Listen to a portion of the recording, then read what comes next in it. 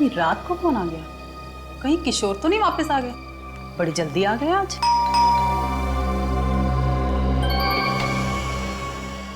जी कहिए। नमस्ते। किशोर है क्या घर? नहीं, वो तो नहीं है। आप लोग? हम लोग किशोर के कॉलेज के फ्रेंड। कॉलेज के? मगर आप लोगों को तो पहले मैंने कभी नहीं देखा। हाँ, वो हमने भी एक दूसरे को काफी सालों से नहीं देखा। रियूनियन पार्टी प्लान कर रहे थे तो सोचा किशोर को सरप्राइज दे। ओह, ये तो बहुत अच्छी बात है। आइए ना, अंदर आइए, बैठिए। नहीं, थैंक यू वेरी मच। ये किशोर हैं कहाँ? हमारा एक कुत्ता है स्पाइस, वो उसी को सैर कराने लेके गए हैं। स्पाइस? कितना प्यारा नाम है ना। लैब्राडोर है क्या? हाँ, लेकिन आपको कैसे पता? मालूम है। किशोर को बचपन से ही लैब्राडोर का बड़ा शौक था। अच्छा, ये बताइए कि किशोर स्पाइस को रात में ही लेके जाते हैं सिर्फ, या दिन में भी घुमाने ले जाते हैं? जब फुर्सत होती है तब चले जाते हैं। अभी 2 दिन पहले ही देर रात तक उसके साथ सैर कर रहे थे। 2 दिन पहले? कितनी रात को लौटे थे? यही करीब 1-1:30 बजे। मैं तो बहुत परेशान हो गई थी। मैंने तो बोल दिया स्पाइस को जितना भी घुमाना है दिन में घुमा दो। अच्छा, आपके स्पाइस को डर्माटाइटिस है ना? आपको कैसे पता? वो मैं इनके कहने का मतलब है कि आपके स्पाइस को डर्माटाइटिस तो होगा ही ना। वो क्या है कि ये बीमारी कुत्तों में बड़ी कॉमन है ना? काफी जानकारी रखते हैं आप लोग कुत्तों के बारे में। हाँ, वो बचपन से ही पढ़ने का बड़ा शौक है हम लोगों को। अच्छा शौक है। लगता है अब हमें चलना चाहिए। अरे ऐसे कैसे? खाना वाना खा के जाइए। नहीं, जब किशोर अगली बार होंगे तो उनके साथ ही बैठ के खाना खाएंगे। आप जरा किशोर का मोबाइल नंबर दे दीजिए। Mobile number? हाँ, लिख लीजिए। 412 342 289। Thank you. ओके, नमस्ते।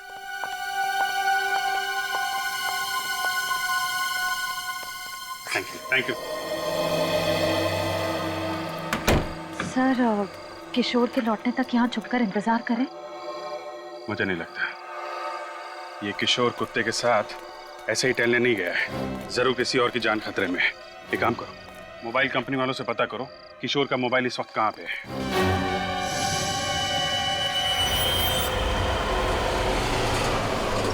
सर, किशोर का मोबाइल यहीं पास में दिखा रहा है।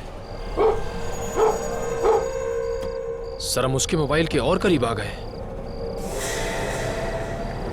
तो वैन खड़ी है ना? सर, वो देखिए, एक आदमी कुत्ते को लेकर वैन की तरफ जा रहा है। सर, कहीं ये आदमी किशोर ही तो नहीं है?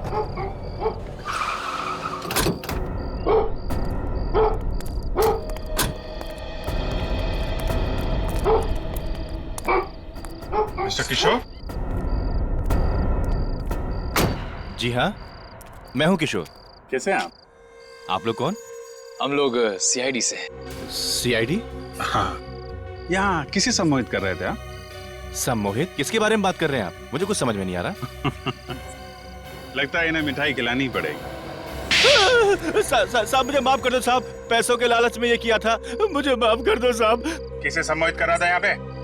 वो वहाँ पर। चल दिखा, चल। साहब यही वो घर है।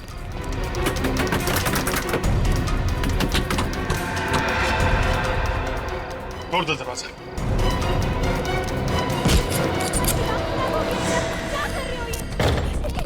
अपने हाथों से अपना गला दबा रहे हो। महेश, प्लीज। आवाज ऊपर से आ रही। महेश, रुक जाओ। महेश, तुम्हें मेरी कसम है। चलिए चलो। ऐसा मत करो, प्लीज। महेश, मेरे लिए। महेश, महेश, ये क्या कर रहे हो? महेश, अपने आप को मत मारो। महेश, छोड़ो महेश। महेश, ये क्या कर रहे हो? क्यों नहीं मान रहे हो? महेश, प्लीज। महेश, ऐसा मत करो। महेश, प्लीज। महेश, ये क्या कर रहे हो? महेश, छोड़ो। महेश, इनका नाम महेश है?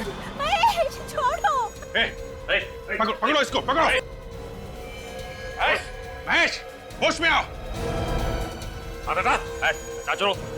महेश, क्या हो गया इन्हें? देखिए, ये सम्मोहित हो गए। सम्मोहित? इस आदमी ने सम्मोहित किया इन्हें। महेश, जल्दी लेके जाओ इसे डॉक्टर के पास और डॉक्टर को फोन करो। हैं? चलिए।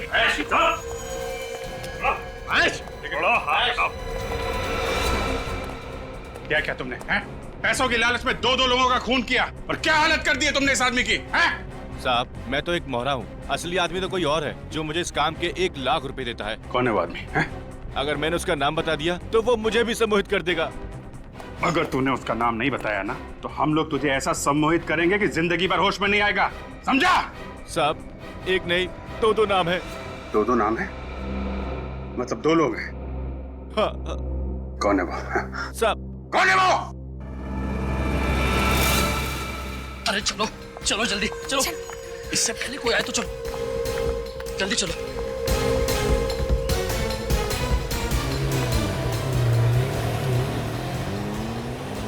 चलो अरे चलो। अरे कहाँ जा रहे हैं? सैर सपाटे पे। सीआईडी? हम लोग भी साथ में चलते हैं आपके। अरे आप लोग सर यहाँ पर? हमारा भी सैर पे जाने का मन कर रहा है। नहीं, नहीं, हम कोई सैर-वैर के लिए नहीं जा रहे, बहुत ही जरूरी काम से बाहर जा रहे हैं। वैसे इस वक्त जेल जाने से ज्यादा जरूरी काम क्या हो सकता है? जेल जेल हम क्यों जाएंगे जेल भला? अरे तुम वक्त क्यों बर्बाद कर रहे हो? चलो चलो चलते हैं, चलो। ज्यादा नाटक मत करो, समझे? सर लेकिन हम लेके जाएंगे जेल तुम्हें। हिप्नोटिज्म, गहने, बैंक अकाउंट, खून, बताओ क्यों किया तुमने ये सब? कम समय में पैसा कमाने का इससे अच्छा और कोई रास्ता हमें नजर नहीं आया। कॉलेज के समय से ही मैंने सम्मोहित करने की कला को सीख लिया था, तो फिर मैंने सोचा कि क्यों ना इसका इस्तेमाल अमीर बनने के लिए किया जाए। वाह रे वाह, इसलिए सीखा था तुमने हिप्नोटिज्म कॉलेज में, ये करने के लिए? शर्म आनी चाहिए तुम दोनों को। इतना बड़ा धोखा। तो बताओ कब और कैसे सम्मोहित किया राजीव और आनंद को? बताओ। जब वो दोनों होटल स्पार्कलिंग स्टार के बार में बैठे हुए थे तब।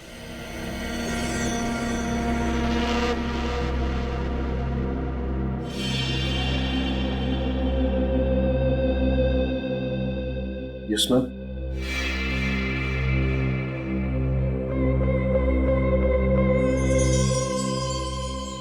आप दोनों इसी को देखते रहिए, देखिए इसको।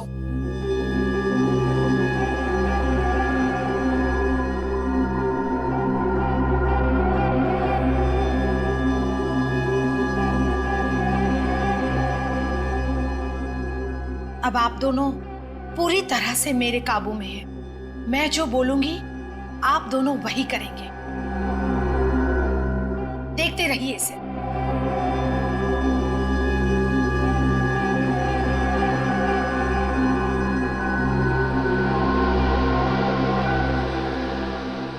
इस तरह से मैंने उन दोनों को सम्मोहित किया और उसके बाद किशोर को पैसे देकर उसे कुत्ते की आवाज का इस्तेमाल ट्रिगर के तौर पे करने के लिए कहा। तुम लोगों को पैसे तो वैसे ही मिल गए थे, तो फिर 2 खून करने की क्या जरूरत पड़ी? क्योंकि हमें डर था कि कहीं राजू भैया और आनंद को हमारे बारे में पता न चल जाए। भैया मत कहो राजीव को, शर्म आनी चाहिए तुम दोनों को। क्या कुछ नहीं किया राजीव ने तुम दोनों के लिए, लेकिन तुम दोनों घर में पनाह दी, किसी चीज की कमी महसूस नहीं होने दी, और बदले में क्या किया तुम दोनों ने? अभी निशा जी, इन्हें तो इनकी करने की सजा मिलकर ही रहेगी। आलिशा और सिद्धार्थ, जल्दी अमीर बनने के लालच में तुमने 2 मासूम लोगों की जानें ली और एक बेजुबान जानवर का इस्तेमाल भी किया उनका खून करने के लिए। तुम दोनों को तो फांसी होकर ही रहेगी।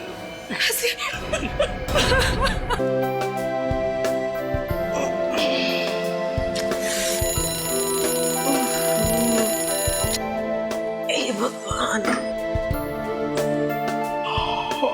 अभी तो रात हुई थी, इतनी जल्दी सुबह भी हो गई। आजकल नींद ही पूरी नहीं होती। राजीव उठो, सुबह हो गई।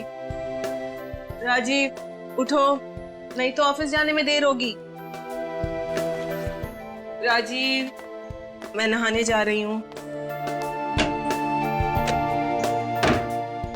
है, सुन ही नहीं रहे हो? तुम्हारी तबीयत तो ठीक है? राजीव, तुम्हें तो बुखार हो रहा है।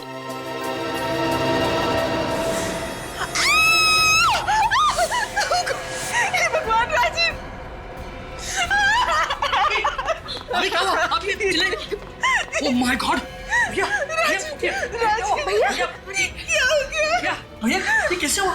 कुछ करो ना प्लीज, कुछ करो। मैं अभी डॉक्टर को फोन कर। भैया आगे खोलो। राजीव, अगर राजीव को कुछ हो गया ना तो मैं। राजीव प्लीज शुभ शुभ बोला कीजिए, मैं देखता हूँ। नब्ज तो ठीक चल रही है। आलिशा क्या हुआ? डॉक्टर फोन नहीं उठा रहे वो। फोन नहीं उठा रहे? Oh my God! एक काम करो, पानी लेकर आओ जल्दी। लेकर आती हूँ। हाँ भैया भैया आगे खोलिए। राजीव क्या हो गया था तुम्हें? आराम से आप ठीक तो हैं? मुझे क्या हुआ है? ये हाथ पर ये सब कैसे? निशा, ये इतना सारा खून और इतनी सारी खरोंचे मेरे शरीर पर कैसे आ गई? तुम नहीं जानते? तुम्हें नहीं पता ये कैसे हुआ? ये हो कैसे सकता है? हाँ? मुझे बिल्कुल भी नहीं पता ये सब कैसे हो गया। अभी जब मैं उठी तो तुम्हें मैंने इस हाल में पाया। कमाल है, कल रात को आपके कमरे में कोई आता है और आपको पता भी नहीं चलता। ये कैसे हो सकता है कि हमारे कमरे में कोई आया हो और मुझे ना पता चले? मेरी तो नींद भी बहुत हल्की है। नहीं भाभी, कोई ना कोई तो यहाँ पर आया ही होगा ना, वरना ये सब कुछ अपने आप कैसे हो सकता है? यहाँ हो क्या रहा है? मुझे कुछ समझ में नहीं आ रहा। मुझे तो लगता है कि भैया की जान को खतरा है। मगर मेरी जान को किससे खतरा हो सकता है? अब ये तो सीआईडी पता करेगी। तो कल रात नींद में आप पे किसी ने हमला किया और ना ही आपको पता चला और ना ही आपकी वाइफ निशा जी को। जी सर। लेकिन ये हो कैसे सकता है? नींद में ही सही, अगर आदमी पे हमला हो तो उसे पता जरूर चलता है मिस्टर राजीव। आप सही कह रहे हैं, पता तो चलेगा, लेकिन सर राजीव जी, आप सोने के लिए क्या नींद की गोलियां लेते हैं? नहीं सर, कभी भी नहीं। तब भी जब आप पे हमला हुआ, यहाँ तक कि आपके हाथों पे इतनी चोट लगी, आपका गला दबाया गया, फिर भी दर्द या घुटन के मारे आपकी चीख तक नहीं निकली, आपको कुछ पता नहीं चला, ना ही निशा जी आपको। हम लोग भी इस बात से उतने ही हैरान हैं जितने कि आप लोग, लेकिन यकीन मानिए सर, ऐसा ही हुआ है। निशा जी, आप ये कहना चाहती हैं कि ना ही आपने कुछ सुना और ना ही आपने कुछ देखा? देखिए, अगर कोई आवाज हुई होती तो मैं जरूर उठ जाती, क्योंकि हल्की सी आहट से भी मेरी नींद खुल जाती, लेकिन कोई आवाज हुई नहीं। अच्छा मिस्टर राजीव, आपको किसी पे शक है? कौन कर सकता है ऐसा? सर मेरी किसी के साथ कोई दुश्मनी नहीं है। अगर आपकी किसी से कोई दुश्मनी नहीं है तो फिर ये सब कैसे हो? सर अगर आप बार बार मुझसे एक ही सवाल पूछेंगे तो मेरा एक ही जवाब होगा, ये कैसे हुआ, क्यों हुआ, किसने किया, मुझे कुछ नहीं पता, मुझे कुछ भी नहीं पता सर। भैया प्लीज संभालिए प्लीज। कमरे में घुसने के दो रास्ते हैं, खिड़की से या फिर दरवाजे से। खिड़कियां तो अंदर से बंद थी और दरवाजा खुला हुआ था, और दरवाजे के बगल में आपका कमरा है। जी हाँ, हमारा कमरा वही है। तो आपको भी कोई आवाज नहीं सुनाई थी? कोई आहट नहीं आई किसी के चलने की, दौड़ने की, किसी के आने जाने की? नहीं सर, हमने भी कोई आवाज नहीं सुनी। कमाल है, ना किसी ने कुछ सुना ना किसी ने देखा। तो फिर हुआ क्या इस कमरे में? एक काम करो, तुम और निखिल यहीं पे रुको, इस घर में।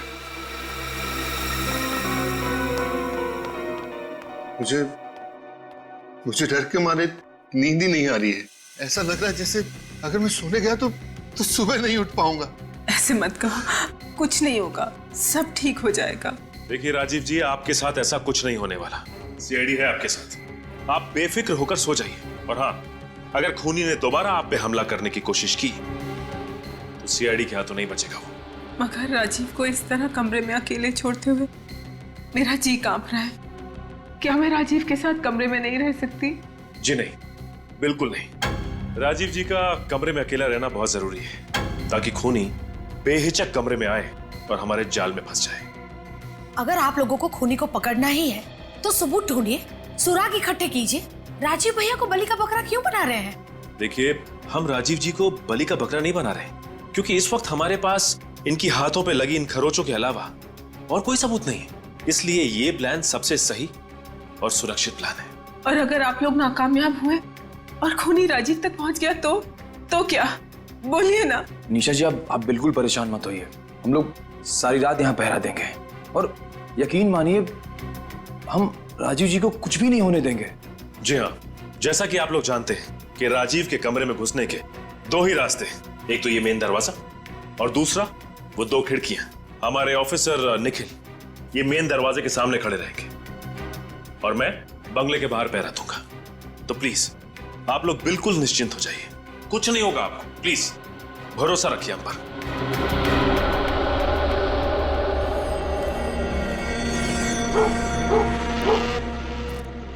निखिल, सब कुछ ठीक ठाक है वहां पे? हाँ सर, सब ठीक है, कुछ भी गड़बड़ नहीं है सर। चलो अच्छी बात है। इस राजीव के कमरे के दरवाजे पे ना नजर गड़ा के रखो। सर बिल्कुल गड़ी हुई है। सर आपको कुछ दिखा क्या? नहीं निखिल, अब तक तो कुछ नहीं दिखा। एक बात पूछूं आपसे? हाँ पूछो। आपको रात भर जागने में कोई दिक्कत नहीं होती सर? नहीं भाई, मुझे तो कोई दिक्कत नहीं होती। क्यों, तुम्हें दिक्कत हो रही है क्या? नहीं नहीं सर, मैं तो बचपन से स्काउटिंग कैंप में था तो रात भर जागने की अच्छी खासी आदत लग गई सर। वो आदत अभी काम आ रही है सर। ये तो बड़ी अच्छी बात है। एक काम करता हूँ मैं, तुम्हारी सिफारिश एसीपी साहब से करता हूँ। तुम्हारी ड्यूटी किसी ऐसी जगह लगाते हैं जहाँ पे रात भर जागना पड़े, है कि नहीं? नहीं सर, मैं तो ऐसे ही बोला था सर। मैं तो बस एक minute sir. Nisha ji please, आप अभी तक सोई नहीं? जिस औरत के पति की जान खतरे में हो उससे भला नींद नसीब कहाँ से होगी? निशा जी आप खामा परेशान हो रही हैं। मैं थोड़ी देर पहले देख के आया हूँ, राजीव जी अंदर आराम से सो रहे हैं। तो प्लीज आप जाइए और आप मुझे एक बार उन्हें देख लेने दीजिए। ठीक है निशा जी, प्लीज मुझे देख लेने दीजिए, मेरी चिंता दूर हो जाएगी। निशा मिल लो तो राजीव से। सर आइए।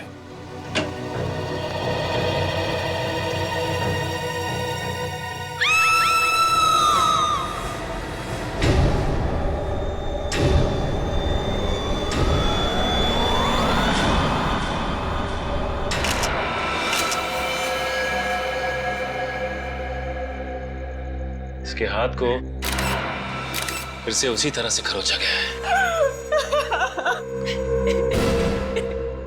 ये देखो, इसके गले पे उंगलियों के निशान गला घोट के मारा है। नहीं, ऐसा नहीं हो सकता। संभालिए अपने आप को, चुप हो जाइए। ये पट्टी भी खुली हुई है, इसका मतलब यहाँ पे हाथापाई हुई है। लेकिन अगर हाथापाई हुई होगी तो राजीव के चीखने चिल्लाने की आवाज तो आएगी। मगर सर मैं तो कमरे के बाहर ही था और अंदर से हल्की सी भी आहट नहीं आई सर। भैया प्लीज संभालिए अपने आप को। अरे क्या संभालिए? अरे मेरे भाई की मौत हुई है। मैंने आप लोगों को बुलाकर बहुत बड़ी गलती की है। मैं आपको बुलाता और नहीं सब कुछ होता। बिल्कुल ठीक कहा सिद्धार्थ ने, आप लोगों को बुलाकर हमने सबसे बड़ी गलती की है। आप लोगों से कहा था कि राजीव को इस खतरे में मत डालो, लेकिन आप लोगों ने हमारी एक ना सुनी। लेकिन ये कैसे हुआ ये सब? सर ये सब कैसे हो गया मेरी समझ में भी कुछ नहीं आ रहा है सर। सर ये सब होने के 2 मिनट पहले सर मैं कमरे में आया था, उस वक्त राजीव जी बिल्कुल ठीक थे। कुछ समझ में नहीं आ रहा, ना ही कोई कमरे से बाहर गया, ना ही कोई कमरे के अंदर आया, और फिर भी ये सब कुछ हो गया। मेरी गलती है। सीआईडी क्यों बुला मैंने आपको, क्यों बुला? आप शांत हो जाइए, शांत हो जाइए यार। दो सीआईडी ऑफिसर की नाक के नीचे खून हो जाता है और आप लोगों को पता ही नहीं चलता। देखिए, हम मानते हैं कि हमारे होते हुए भी राजीव का खून हो गया, लेकिन मैं आपको एक बात बता दूं कि इस कमरे से ना ही कोई बाहर गया है और ना ही कमरे के अंदर कोई आया है, और अगर इस घर में कोई मौजूद था तो सिर्फ आप लोग। आप कहना क्या चाहते हैं कि खून हम में से किसी ने किया है? सर प्लीज जरा सोच समझ के बात कीजिए। खून करने के लिए कमरे के अंदर आना पड़ता है, और आपका ये ऑफिसर लगातार कमरे के बाहर पहरा दे रहा था ना? तो फिर ठीक कह रहे हैं आप, खून करने के लिए कमरे में आना पड़ता है, और इस कमरे में कोई खुफिया रास्ता है। खुफिया? कमरे से बाहर निकलने के लिए और कमरे में आने के लिए, और जिसके बारे में सिर्फ आप में से कोई जानता है। अरे सर आप ये निखिल, ढूंढो देखो क्या मिलता है। सर कोई ना कोई खुफिया रास्ता जरूर है यहाँ पे।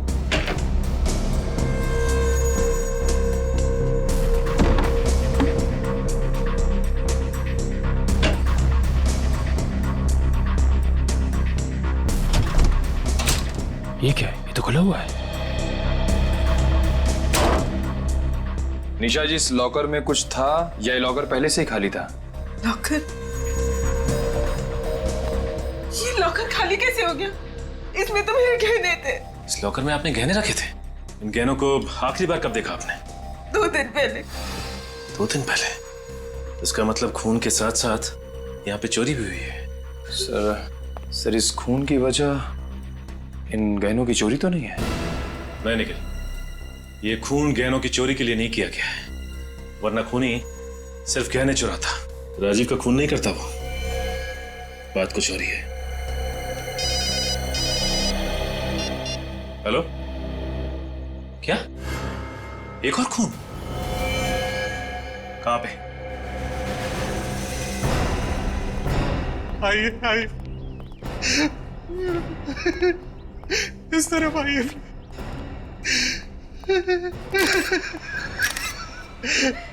एक्सक्यूज मी मैम, आप थोड़ा पीछे चले जाइए प्लीज। आज बेटा,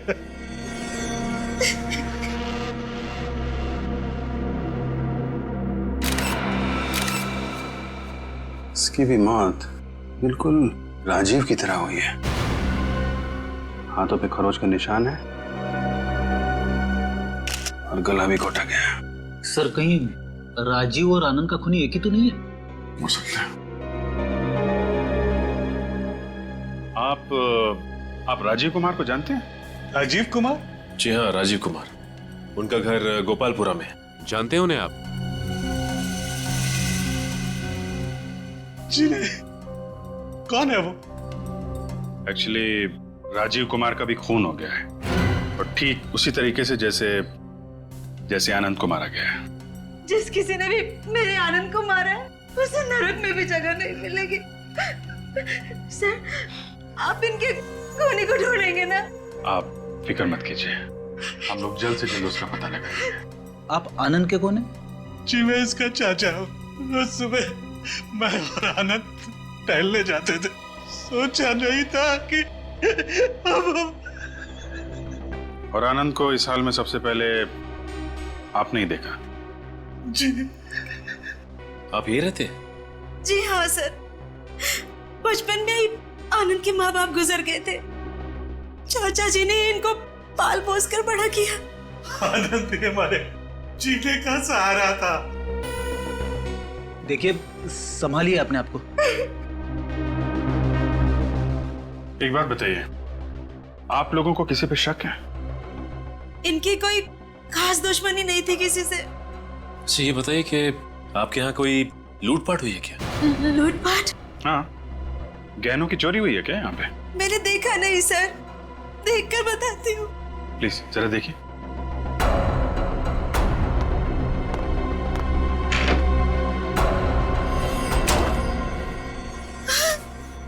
सर, आपने ठीक कहा, गहने नहीं है सर। जरा चेक कीजिए, गहनों के अलावा कुछ और भी चोरी हुआ क्या? सर, बाकी चीजें सब अपनी जगह पे ठीक है। कमाल है, राजीव के घर में गहने चोरी हुए और उसका खून हुआ।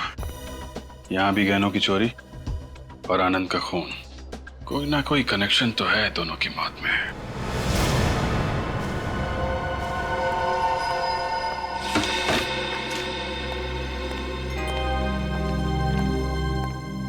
क्या हुआ सचिन? क्या सोच रहे हो? कुछ नहीं सर, राजीव का चेहरा मेरी आंखों के सामने बार बार आ रहा है। अपने आप पे शर्म आ रही है मुझे कि मेरे और निखिल के होते हुए भी ये सब कुछ हो गया।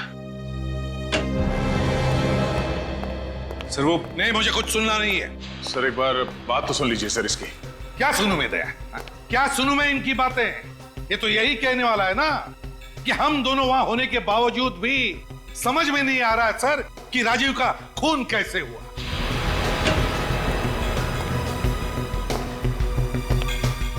सर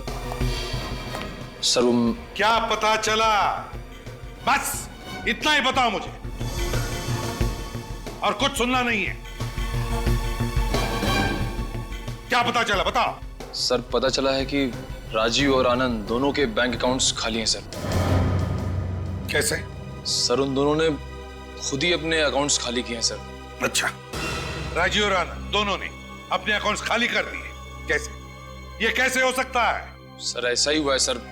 सर आप खुद ही देख लीजिए सर, ये बैंक का स्टेटमेंट सर। उन दोनों ने खुद ही पैसे निकाले हैं सर। सर, अगर इन दोनों ने खुद अपने बैंक अकाउंट से पैसे निकलवाए हैं तो इनके घर वालों को इस बात की जानकारी कैसे मिली? सर ये भी तो हो सकता है कि वो अपने पैसों का इस्तेमाल गलत काम के लिए कर रहे हैं और इसीलिए उन लोगों ने अपने परिवार वालों को नहीं बताया। सर मैंने पता लगाया, 13 तारीख को राजू और आनंद दोनों ही होटल स्पार्कलिंग स्टार गए थे। 13 तारीख को होटल स्पार्कलिंग स्टार? और सर 13 तारीख को इन दोनों ने अपने बैंक अकाउंट से पैसे खाली करवाए हैं। कहीं दोनों का आपस में कोई कनेक्शन तो नहीं है? दया है, कोई ना कोई कनेक्शन जरूर है, कोई ना कोई कनेक्शन जरूर है। 13 तारीख hotel sparkling star. Welcome sir ji, कहिए। हम लोग सीआईडी से। इन फोटोज को देखिए ध्यान से। ये राजीव और ये आनंद है। 13 तारीख को ये लोग आपके होटल में आए थे। जी हाँ सर, इन दोनों ने लकी ड्रॉ कॉन्टेस्ट जीता था। Lucky draw contest? जी हाँ सर, एक म्यूजिकल शो के पैसेज के लिए हमने एक लकी ड्रॉ कॉन्टेस्ट रखा था। अच्छा ये बताइए कि ये दोनों जब आए थे तो अकेले आए थे या साथ में कोई और भी था? सर इनके साथ इनकी पत्नी आई थी। ओह आई सी। अच्छा जिस वक्त तो लोग यहाँ पे आए थे उस वक्त उनकी किसी के साथ कोई बहस हुई हो, किसी के साथ कोई लड़ाई, कुछ याद है आपको? नहीं सर, ऐसा तो कुछ नहीं हुआ था। ऐसा कुछ भी नहीं हुआ था? अच्छा ये बताइए कि आपस में उन लोगों की बात हुई थी क्या? सर जहां तक मुझे याद है उन दोनों के बीच में ज्यादा बातचीत नहीं हुई थी, लेकिन सर हुआ क्या है? इन दोनों की मौत हो चुकी है। मौत हो चुकी है? जी हाँ, और उनकी मौत के सिलसिले में हम लोग पूछताछ कर रहे हैं। देखिए मुझे तो कुछ गड़बड़ लग रही है, क्योंकि उन दोनों का इसी होटल में आना, जबकि दोनों एक दूसरे को जानते तक नहीं थे। सर आपका कहने का मतलब है कि राजीव और आनंद को यहाँ पे जानबूझ के बुलाया गया था? हाँ निखिल, मुझे तो ऐसा ही लगता है। मगर सर अगर उन्हें यहाँ जानबूझ के बुलाया गया था तो खूनी उन्हें यही मार सकता था। 4 दिन के बाद उन्हें उनके घर पे मारने की क्या जरूरत थी? यही तो और इन दोनों के घर से गहने भी गायब हैं। और जिस वक्त राजीव और आनंद इस होटल में थे उस वक्त उनके बैंक से पैसे निकाले गए, जबकि रिकॉर्ड्स के हिसाब से उन दोनों ने पैसे खुद ही निकाले हैं बैंक से। सर कहीं सब कुछ हमें गुमराह करने के लिए तो नहीं किया जा रहा है? हाँ निखिल, ये सब हमें गुमराह करने के लिए ही किया जा रहा है। और मुझे लगता है कि इस गुत्थी का राज इस होटल स्पार्कलिंग स्टार में ही है। आसान के। हाँ आइए आइए, बहुत सही वक्त पर आए आप लोग। एक बहुत जरूरी बात बतानी है आप लोग। यही ना कि राजीव और आनंद को गला घोट के मारा गया? फ्रेडी मैं मजाक के मूड में बिल्कुल नहीं हूं। अरे सर मैं मजाक नहीं कर रहा हूँ, मैं हमेशा पते की बात करता हूँ सर। बस हो गया बस। इस केस में एक नहीं 2 खूनी हैं, 2 खूनी? हाँ, और उन खूनियों का नाम है राजीव और आनंद। राजीव और आनंद? वो कैसे? बॉस राजीव और आनंद ने खुद ही खुद का खून किया है। ये तो क्या कह रहा है सालुन के? ये कैसे हो सकता है? क्योंकि सर राजीव और आनंद दोनों के नाखूनों में से हमें खाल के टिश्यूज मिले। खाल के टिश्यूज मिले? हाँ सचिन, और ये टिश्यूज राजीव और आनंद दोनों के खुद के ही है। क्या राजीव और आनंद के नाखूनों में उनके अपने खाल के टिश्यूज मिले? हाँ, उनके अपने खाल के टिश्यूज? ऐसी क्या वजह हो सकती है जो इन्होंने अपने आप को इतनी बुरी तरह से खरोंच लिया और फिर गला भी दबा लिया? मगर सर कोई खुद का गला दबा के अपने आप को कैसे मार सकता है? मार सकता है फ्रेडी, अगर उसे किसी ने सम्मोहित किया हो तो, हिप्नोटाइज किया हो तो। फिर तो सर ऐसा ही हुआ होगा, क्योंकि राजीव को पता ही नहीं चला कि उस पर किसी ने हमला किया था। मगर सर राजीव और आनंद दोनों अपने अपने कमरे में अकेले थे, फिर इन दोनों को हिप्नोटाइज किसने किया होगा? फ्रेडी ये जरूरी नहीं कि सम्मोहित करने वाला, हिप्नोटाइज करने वाला सामने ही हो। किसी आवाज से भी सम्मोहित किया जा सकता है किसी को। मुझे तो लगता है राजीव को किसी ने आवाज से सम्मोहित किया, लेकिन वो आवाज जरूर घर में किसी ने तो सुनी होगी। काम करो, राजीव और आनंद दोनों की बीवियों को ब्यूरो में लेकर आओ। आइए।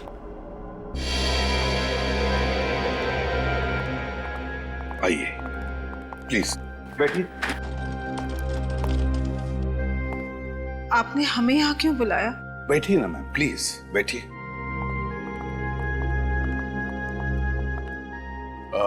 निशा जी और सोनल जी, जब रात को आप लोग सो रहे थे उस वक्त आप लोगों ने कोई आवाज सुनी थी? नहीं सर, कोई आवाज नहीं सुनी। सर, मैंने भी कोई आवाज नहीं सुनी। कोई भी आवाज नहीं सुनी आपने? कोई भी आवाज? जरा सोचिए ना, याद कीजिए अच्छी तरह से। कोई तो आवाज सुनी होगी, कोई तो आवाज। नहीं सर, ऐसी कोई आवाज ध्यान में नहीं आ रही। बहुत सारी आवाजें होती है, लेकिन कोई खास आवाज, कोई धुन या कोई अजीब सी आवाज याद कीजिए प्लीज। नहीं सर, ऐसी तो कोई आवाज नहीं। जो आवाजें आए दिन बाहर से आती हैं बस वही थी, जैसे कुत्ते के भौंकने की आवाज। कुत्ते की भौंकने की आवाज? जी सर। सोनल जी, आपने भी कुत्ते की भौंकने की आवाज सुनी थी? हाँ सर, कुत्ते की भौंकने की आवाज तो मैंने भी सुनी थी। सर, कुत्ते की भौंकने की आवाज तो हम दोनों ने भी सुनी थी सर, और वो भी 3-3 बार भौंकने की। सर, 3-3 बार कुत्ते के भौंकने की आवाज? सर, हिप्नोटाइज करने के लिए भी किसी खास आवाज का इस्तेमाल किया जाता है। कहीं ये 3-3 बार कुत्तों की भौंकने की आवाज सम्मोहित करने का ट्रिगर तो नहीं है? हाँ फ्रेडी, इसका मतलब है कुत्ते की भौंकने की आवाज ही सम्मोहित करने का ट्रिगर था। हाँ सचिन, तुम तो बंगले के बाहर तैनात थे ना? हाँ सर। तो तुमने तो कुत्ते की भौंकने की आवाज बिल्कुल साफ सुनी होगी। हाँ सर। क्या लगता है तुम्हें, वो कुत्ते की भौंकने की आवाज रिकॉर्डिंग थी या असली कुत्ते का भौंकना था? सर, जहां तक मुझे याद है ये कोई रिकॉर्डेड आवाज नहीं थी सर, असली कुत्ते की आवाज थी। असली कुत्ता था? तो फिर दया, लगता है खूनी अपने साथ कुत्ता लेकर आया था जो 3 बार भौंका था। 3 बार। इसे राजीव के बंगले के बाहर अच्छी तरह से चेक करते हैं, अच्छी तरह से ढूंढो, कोई ना कोई सुराग तो जरूर मिलेगा, जरूर मिलेगा कोई ना कोई सुराग। अगर इस जुर्म में कुत्ता शामिल है तो जरूर उसके कुछ निशान हमें यहाँ मिल जाएंगे। अच्छी तरीके से चेक करो।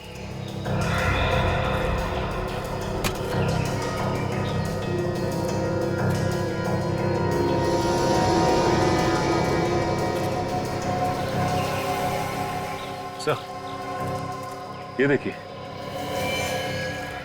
पैरों के निशान।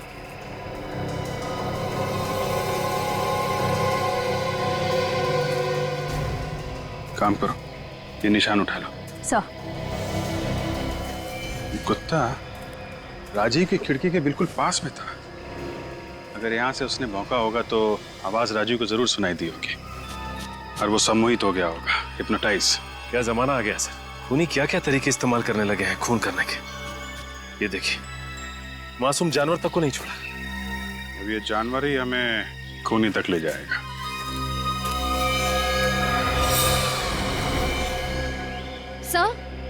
सर ये देखिए सर, ये बालों का गुच्छा मिला। सर, ये बालों का गुच्छा कहीं उस कुत्ते का तो नहीं है? हो सकता है। इन बालों को संभाल के रखो, इन बालों से हमें उस कुत्ते की नस्ल का पता चल जाएगा। आसान के पता चला किस कुत्ते के बाल है? हाँ बॉस, ये बाल लैब्राडोर के। लैब्राडोर कुत्ते के। और ये पैरों के निशान? सर, ये पैरों के निशान भी किसी लैब्राडोर के ही है। वो भी लैब्राडोर के हैं? तो फिर हो न हो ये बाल और पैरों के निशान उसी लैब्राडोर कुत्ते के हैं जो खूनी का पालतू कुत्ता है, और खूनी उसी की मदद से ये खून किए जा रहा है। मगर सर, एक बात समझ में नहीं आ रही है, खूनी कुत्ते को 3 दफा भौंकने के लिए कैसे कह सकता है? अब ये तो कुत्ते की मर्जी है कि वो 1 दफा भौंके या 3 दफा।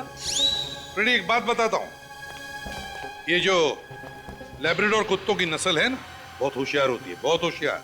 खूनी ने जरूर इसे स्पेशल ट्रेनिंग दी होगी। सिर्फ 3 बार भौंकने की, 3 बार भौंकने की, और उसकी भौंकने की वजह से राजीव और आनंद सम्मोहित हो गए और अपनी जान ले ली। मतलब सर, खूनी तक पहुंचने के लिए हमें इस लेब्राडोर कुत्ते तक पहुंचना पड़ेगा, जिसे 3 बार भौंकने की ट्रेनिंग दी गई। एक बात और बॉस, इस कुत्ते को एक बीमारी है, डर्मेटाइटिस। डर्मेटाइटिस? इस बीमारी में क्या होता है? फ्रेडी सर, इस बीमारी में कुत्तों के बाल बहुत तेज रफ्तार से झड़ने लगते हैं। अगर इस कुत्ते के बाल झड़ रहे थे तो फिर इसे दवा भी दी जा रही होगी? हाँ, दी जा रही थी। इस कुत्ते को लगातार दवाई दी जा रही थी। कब से दी जा रही होगी दवाई? तो ज्यादा से ज्यादा 1 महीना। इस कुत्ते का इलाज 1 महीने के अंदर अंदर शुरू हुआ है। तो फिर बस शहर में जितने भी वेटरनरी डॉक्टर्स हैं, जितने भी जानवरों के डॉक्टर्स और डॉग ट्रेनर्स, सबसे पूछताछ करो, पता चल जाएगा इस लैब्राडोर कुत्ते के बारे में।